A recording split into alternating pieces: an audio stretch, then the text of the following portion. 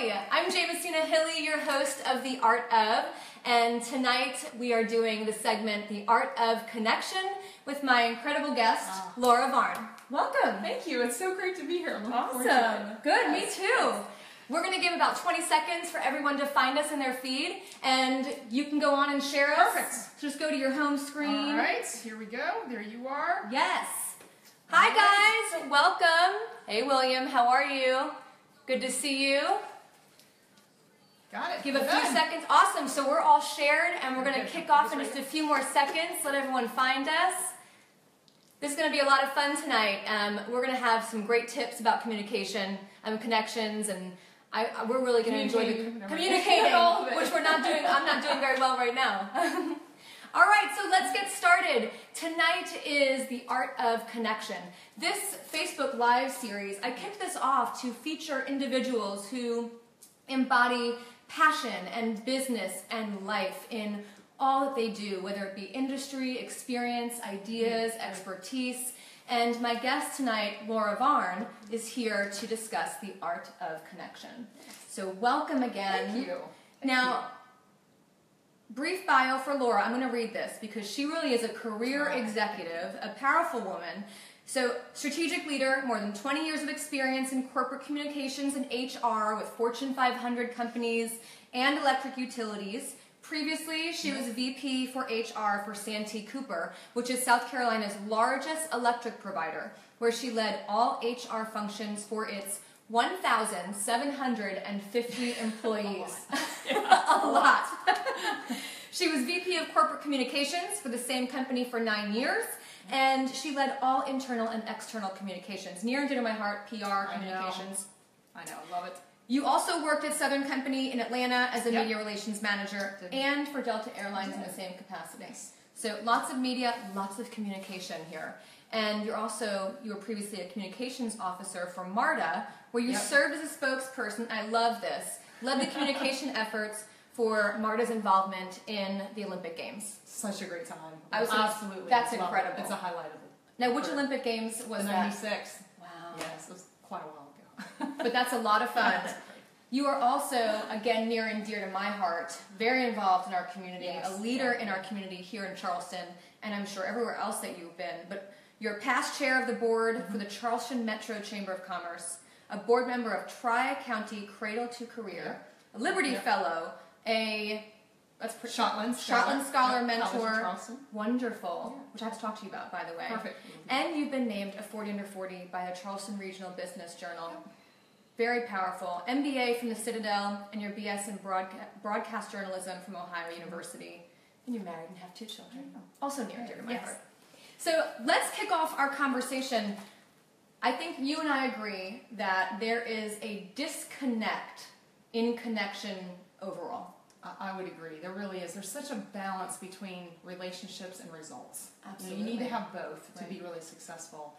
And it matters because the more face-to-face communication you can have in relationships, the more trusting, more bonding that you have.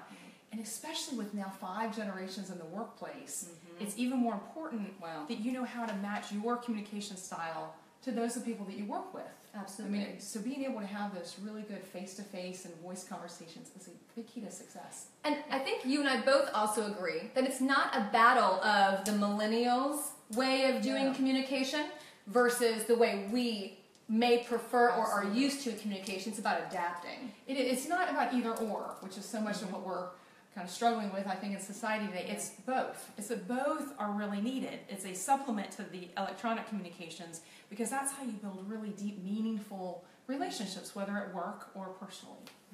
Right. I love the face-to-face, the eye-to-eye. You know, I have some stats here that I want to read to everybody. Half of the world's population is connected to the internet, which I think that's an obvious one. We all know it, right? Absolutely. That's a given. It's how life happens. But this part's pretty staggering. 60% of the world's population are mobile device users, and 37% of the entire global population are social media users. Isn't that incredible? That's wild. Social media users.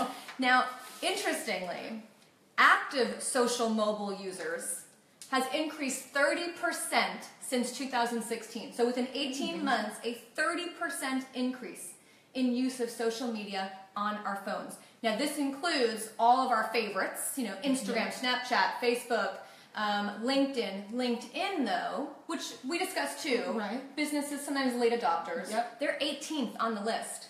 That's pretty far down. Facebook's number 1 as far as platforms. Couple more stats, because these are interesting. Average mobile connections per unique user is 1.64. So every single human of the 30, that percentage of the human population has 1.64 mobile devices assigned to them. It really is becoming such a necessity now. It's no longer a luxury. It really is how things are done. Absolutely. Yes. And when you think of having all those devices at your ready, 18.7 billion texts are sent worldwide every day.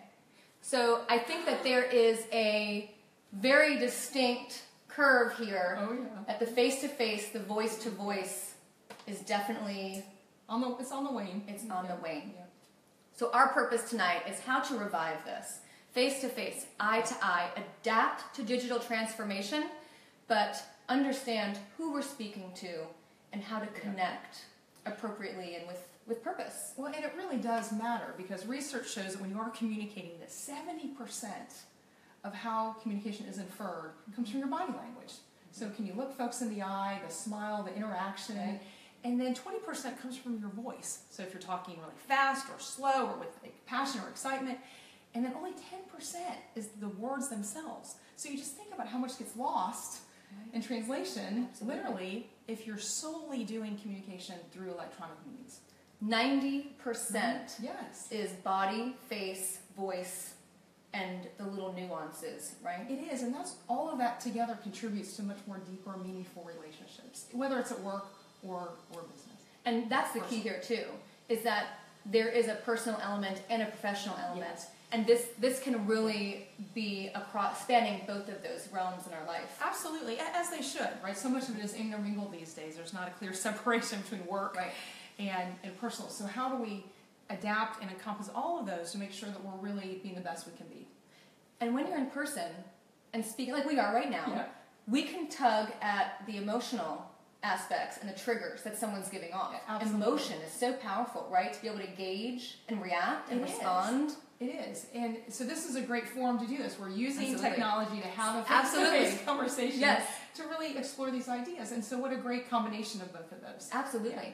Please feel free to type in some of your notes, any questions you may have for Laura throughout this series tonight. We're going to be here about 20 minutes or so, and we'll get into her tips in just a few moments. So, hey Rocco, how are you? Hi Claudia. Love seeing you guys on here. So again, write any notes that you have and give us some thumbs up so we know you like the content. Again, having this type of social media interaction that you can also engage and see us and engage with us. That's truly connecting, right? We're adapting. We're absolutely adapting.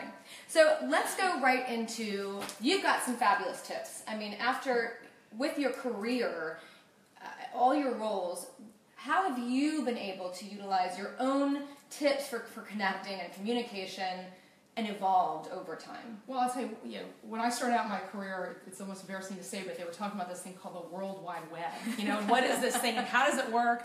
Because then you really would go get up and talk to somebody in the building if you needed to talk to them. And sometimes I think that gets lost. So, the first tip I would say, and it sounds pretty obvious, but if you can, just get up and go talk to that person. It makes such a big difference. So, yes, sometimes email works or text or whatever you need to do in the office, but if you can, just getting up and going to talk to that person for a few minutes makes such a big difference that you're able to build deeper relationships, more trusting relationships. You also can learn a lot more information. Maybe hear about something else going on with work that is relevant to what you need to know. And you just have a much more richer experience with work.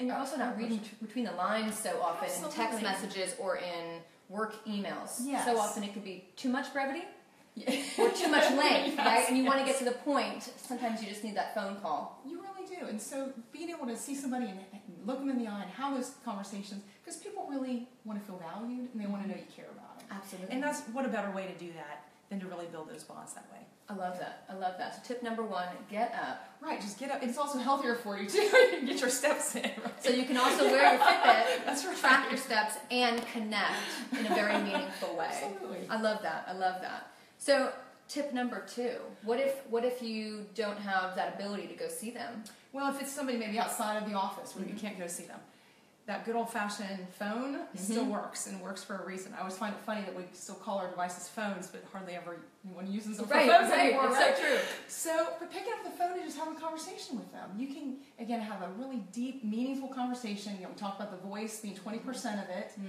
by having a great phone conversation. Absolutely. So you can really learn a lot, share information, have some laughs, get the business done at hand that you need to. So I would say just don't be afraid to pick up the phone. Now, with 23%, love my stats tonight, with 23% of our population, our workforce being remote, especially in tech hotspots like Silicon Valley, like here in Charleston, Silicon Harbor. Yes, I love that term. Yeah, me too. 23% of us on a global scale are remote. So we can't often get up, and sometimes we're working with global, the time frame's kind of different, so you have to work with that, so you are focused on digital, but oftentimes, how do we get that face-to-face? We can use video chat. Video chat.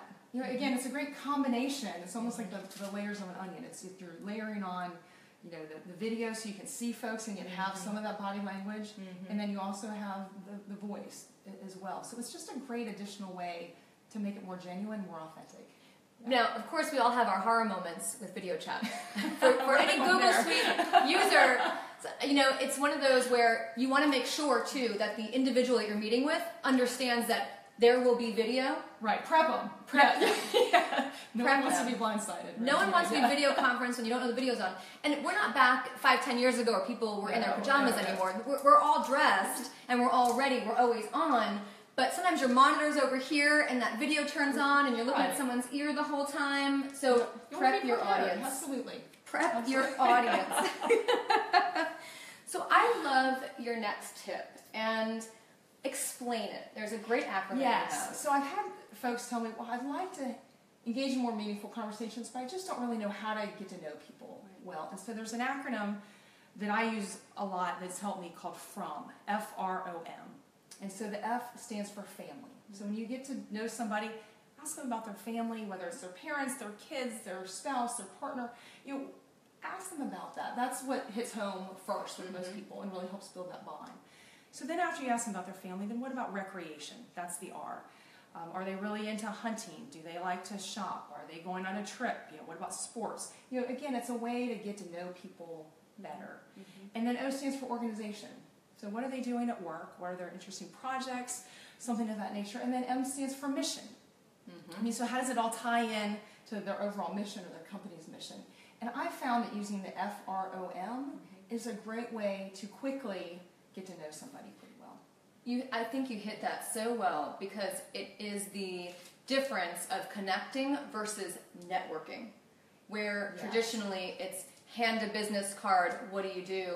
And we all know that's a no-no these days, especially on LinkedIn. When you're messaging someone or trying to connect with them, make sure that you have a blurb that says, I met you at blank, and we have this in common, or I'd love to learn more about, right? I mean, so often you get 19, 20, especially after events, all those blank, and you're like, I don't remember. Please help me remember. We can remember faces, but those are simple tricks. Well, it really is, and you hit the nail on the head. You want to develop relationships before you need them, right? So because it really is about credibility and influence, and just having those deeper connections with folks. So if you're able to send the thank you notes or pick up the phone and call somebody because you saw something maybe that reminded you of them, those things before you need to call and ask for something help a lot, because that's really where the credibility comes in. And that truly deepens the connection. I think all of us have a story where there's someone that impacted us at some part of our life, and we want to stay connected. Not because we'll need them one day, but because who knows where our paths may cross. And it's good old mom who gives you those tips and tricks, right? And my mother said to me back in college, if someone pops into your mind during the day, send them a note, give them a call, or plan a lunch date. And it was never about texting, tweeting, LinkedIn, emailing. It was about connect with them, write a handwritten note. I thought of you, saw this, you popped into my mind today. I can't tell you the amount of joy that conversation I've had in conversations after doing that with individuals. Well, especially with those friends that you've had for a really long time, and perhaps you haven't kept in touch with them that often, but when you hear from them, doesn't it just lighten your whole day? It's like time's never passed. Right, and really good friends do that. Absolutely. Which is wonderful. Keeping those connections alive. Love that thumbs up for that. Keeping those connections alive and really connecting, remembering the FROM acronym with all those individuals. Love that. Now, tip number 4 is a good one. This is a good one because it makes so much sense. Be brief. How else to say it? So what we're talking about here is not the folks that come in your office and talk nonstop, right? I mean, that's not helpful for them or for you. Right. And so that's where the body language is so important, because you can get cues pretty quickly that, look, they don't have time for that. They got 3 to 5 minutes, and so you need to know how to be brief, because business leaders really value brevity. And that's where being able to understand who they are, what they're about, what matters to them, can really help you be much more influential at work and even in your personal life as well. So whether you are, so your role as a VP of communications, VP of HR, VP, you were, I'm sure, all of us have been in the position of talking too much and learning the brevity.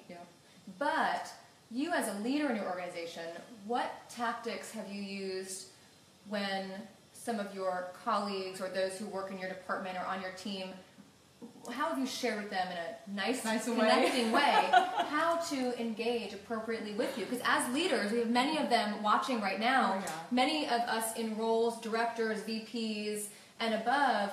How can we engage with our peers to have our leadership come through in a very polite manner and share with them how to connect with us? One thing that's just a classic media relations tip I've always used is you start with the pyramid at the top, which is what is the main point first. So if you say that first, then you've got the essence of it communicated. And then if there's time, you can always fill in more information, or if they want more information, they can ask for that. So I try to model that behavior best. There are times where you may need to say at the beginning of a conversation, I really want to hear what you've got to say, let's talk. However, I've got 10 minutes. I need to head into another meeting. So that's setting expectation at the beginning. And then, of course, there's times where you might need to stand up from your desk and walk towards that person, and that usually is a body cue that it's time as well. Absolutely. Now, I like your inverted pyramid, too, where sometimes those get into this very long-winded story synopsis, and then finally whittle down get down to the gem of the idea.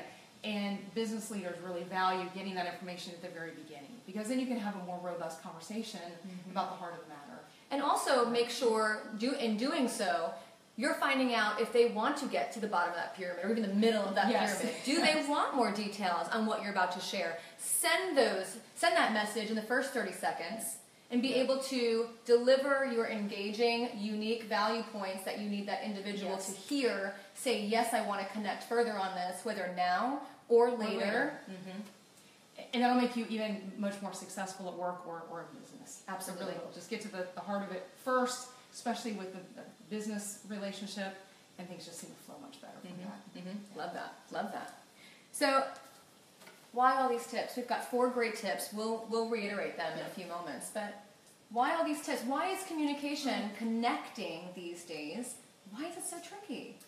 It's difficult because there's so many ways to connect, and yet I think the more options they have, the weaker all of them become at times. And so that makes it tricky to really have those deep, meaningful conversations and deep connection, because that, in the end, it makes it more fulfilling. I think it brings more joy, more creativity, and just more success with who you are and what you're about. And so I think all of those things together really allow us to build some deep bonds with folks. And so again, it's not about either or, it's with both. It's being able to adapt, right, to this digital transformation. Love that thumbs up for that, because that was beautifully said.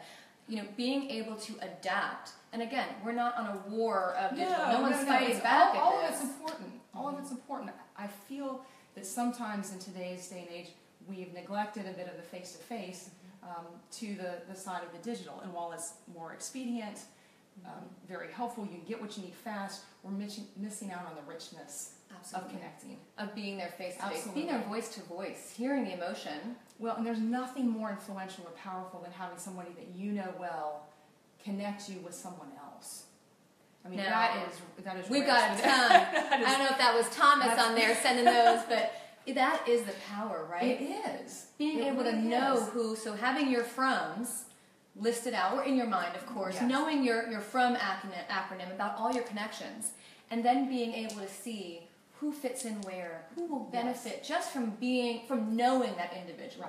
Right. Not from an engagement standpoint necessarily for business, but just for knowing that individual. Well, that's where I think someone's real power and ability to influence comes into play, where you can think of a situation and say, I know who would be great for that, and to be able to connect folks together in that way. It's just it makes people's lives better. It does. It really does. Isn't one of the most interesting, I guess, scenarios for that analogy is the chief development officer of a nonprofit organization. For any of us here who have worked in nonprofits, who are on boards like you and I, when we are in nonprofit, it's a whole other level of communication and connection, because what are you giving? You're giving the joy of donating or being a part of your mission, but at the same time, you are a fabulous and successful chief development officer when you can connect others with those who need each other.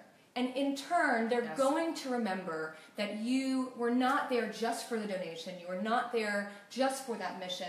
You said, hey, I know someone who can connect with you, engage with you, make you both successful. Oh, yeah. Well, you really become a personal rainmaker. Yes. When that happens. I love that. You really do.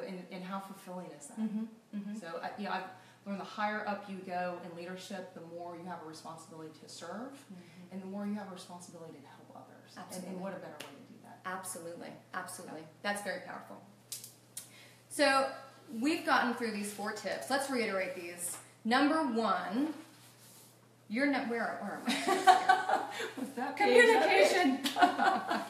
Number 1 is getting up. Yep, getting up and physically going to see that person. If you can. If you can. If you can. It makes a world of difference. Number 2. Call them. Pick up the phone and call them. Number 3 was that FROM model, the FROM, for family, recreation, organization, and mission. Love that. And number 4 is be brief. Be brief. Be brief. Now, we gave some great tips about connecting, but I know you and I both do not believe in the statement work-life balance. No, I don't think it exists. It doesn't exist. We don't think that exists. And we think it's a fun trendy term from the past 5 years. Buzzword. Yep. But it is the power, not in work-life balance, but is the power in the art of disconnecting. And is that something that we all need to master? Yeah, I see thumbs up there. Because disconnecting is where and you mentioned this word, which I find is one of the most valuable words, especially as a female in business, a mother in business, is the word fulfillment. So we'll talk about fulfillment for a moment. We find many of us I see jumping on are either entrepreneurs in government. We are high-profile individuals. I saw so many of you. I know your roles. I know your froms. But we find so much fulfillment in the workplace, so much success in the workplace. Pats on the backs, promotions, raises, closing deals. There is a huge high that comes from being in a career. So there really is. And so again, if we say that everything has an opposite and equal thing, it's being able to disconnect well. And that's the key. Because when you do that, you're really recharging your batteries. And it is so important for all of us to take care of ourselves. And oftentimes it's the thing that gets put down at the bottom of the list, because you're right, it's this addictive adrenaline that kicks in where you are getting all these accolades and things are going well. And it's tough to really disconnect from that. And it's so vital, so vital. Because that's where you get more creativity, you restore your passion, your energy level, and it just embodies you to come into the work world again that much more ready to go. Ready to go. It's so healthy. It's hard to do, but it's helping. Absolutely. You know, quick story about disconnecting. This past weekend, I was home with the children all weekend for 5 days. I know you were recently on a vacation for 5 days. And I had forgotten my Internet of Things. My Fitbit was left bedside while I went outside and did some gardening. And for 4 hours, I had no Fitbit on, so I couldn't track my steps. I had no phone, not even for a radio. But I was so involved in my space, in my activity, that when I was done, I mean, the beauty of those 4 hours of no connection. Of course, my children were running around. It was beautiful. That, to me, was a joy of my Saturday. Well, and then you get in that flow. Yeah. Where you can really reconnect with yourself and what matters to you and the joy and fun that you have. You know, we went to a lake house and they didn't have Wi-Fi. It was glorious. Unbeknownst to you. I didn't know that at the time. But how great to really disconnect. And you're able to connect with family more. We play board games. You know, just really doing those things those are the things we'll remember later. So would it be love all the hearts? Isn't that the truth when we disconnect? When we learn the art of disconnecting, are we truly learning the art of connection? And that may be where we understand how to reconnect with those we love, reconnect with those who were in our past business lives, by disconnecting, enjoying lunch, keeping your phone in your purse or in your man purse or in your bag, keeping it away from your nightside table, disconnecting in those moments that matter most. You're right. I see it. She goes, that's big. Amen. I hear you, because that's the truth. Being able to relish in those moments. Well, I really do think there's some addictive behavior going on with the devices too, and so being able to put that down is so healthy mentally, physically, emotionally, spiritually. I mean, it really transcends the value. And especially in business, how many meetings have you been in where someone is presenting a topic, whether it's us or someone else, and phones are going off, people are texting, they have their laptops open. That is a detractor from the connection. I'm not connected to the individual who is not connected. Well, you're right. And they say when folks are really focusing on something, they should be focused on one thing, and they really are closing their eyes. I mean, if you really want to focus hard on something.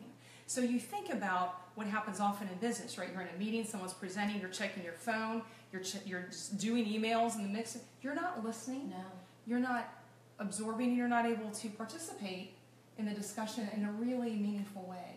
And two things can result there, right? Number one, you're not connecting to your task at hand, whether you're a leader and now everyone else is watching you, right? So if you're a leader in that room, disconnect and connect with the present.